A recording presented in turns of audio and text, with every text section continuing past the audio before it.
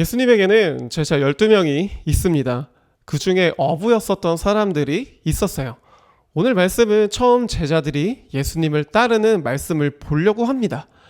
방금 읽지는 않았지만 오늘 본문 말씀 5장 1절에 보면 이렇게 시작하고 있는데요. 사람들이 예수님께 몰려들어 하나님의 말씀을 듣고 있을 때였습니다. 예수님은 게네사렛 호숫가에 서 계셨습니다 라고 말씀하고 있어요. 5장 전장인 4장에 보면 예수님은 귀신을 내쫓으시고 또 병자를 고치시고 하나님의 말씀을 전하러 다니셨어요.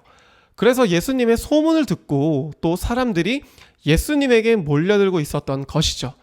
그런데 예수님은 게네사렛 호숫가에 서 계시면서 무엇을 보고 있으셨냐면 호숫가에 배 두 척이 있었는데 어부들은 배에 내려서 그물을 씻고 있는 것을 보고 있었어요.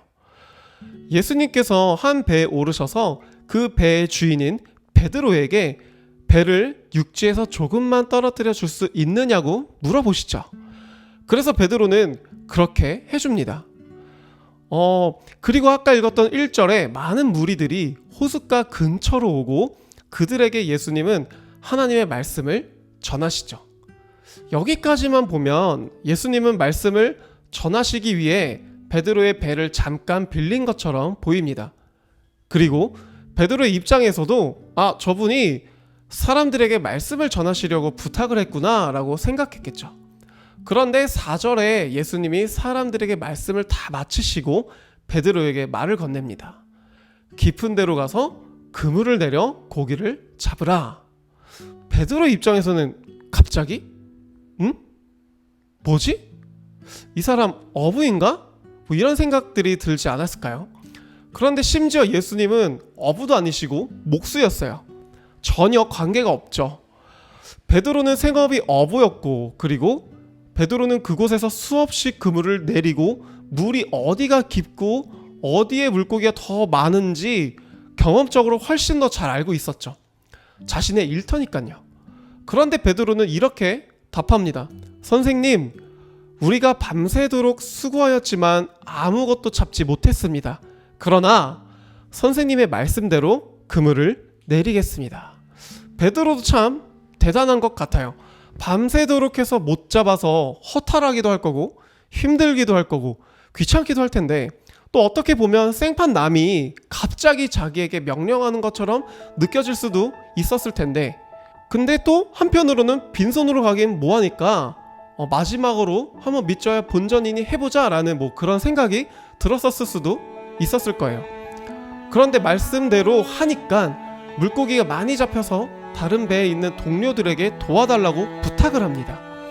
그래서 두 배가 가라앉을 정도로 많이 잡혔다라고 하죠. 그리고 베드로가 예수님께 이렇게 말합니다. 주님, 제게서 떠나주십시오. 저는 죄인입니다. 처음에 베드로는 예수님을 선생님이라고 불렀죠.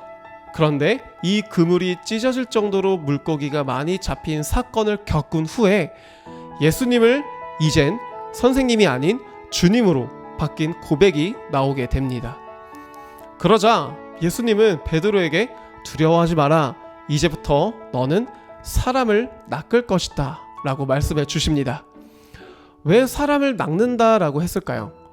많은 사람들을 하나님에게 돌아오게 할 것이다 또는 많은 사람을 변화시킬 것이다 라는 말씀도 있었을 텐데 왜 굳이 사람을 낚는다 라고 이야기를 했을까요?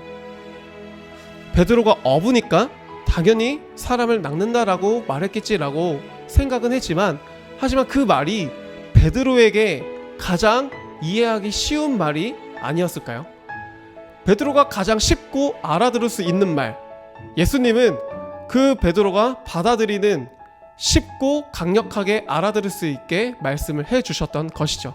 그 말씀으로 인해서 베드로는 소명을 가지게 됩니다. 그리고 본문 말씀 마지막 절인 11절에 육지의 배를 모두 버려두고 예수님을 따라갔다라고 말씀하십니다. 베드로는 예수님의 말씀이 베드로의 마음을 뜨겁게 해주는 말씀이었던 것이죠. 다른 사람에게는 별 말씀이 아니었을 수도 있지만 하지만 베드로에게는 사람을 낚는 어부라는 그 말씀이 베드로에겐 가장 쉽고 임팩트가 있는 말씀인 것이었죠. 그래서 예수님이 승천하신 이후에 베드로의 설교로 인해 3,000명이 세례를 받게 되는 사건, 즉 3,000명을 하나님에게 낚은 것이죠. 정말 그러한 삶을 살게 됩니다. 그 말씀을 자신의 소명으로 받았기 때문이죠. 관객들의 수준이 한 나라의 영화 수준을 결정한다고 합니다. 영화사와 감독들이 아무리 수준 높은 영화를 만들어도 관객들이 수준 높은 영화를 외면하면 그 나라 영화 수준은 하향 평준화 될 수밖에 없습니다. 예수님도 말씀을 가르치실 때 더 높은 수준의 언어로 그리고 더 멋있게 말씀하실 수 있으셨어요. 그런데 그렇게 하지 않았죠. 왜? 듣는 사람이 알아들어야 그 말이 이해가 되고 그 사람의 마음을 움직일 수 있기 때문이죠.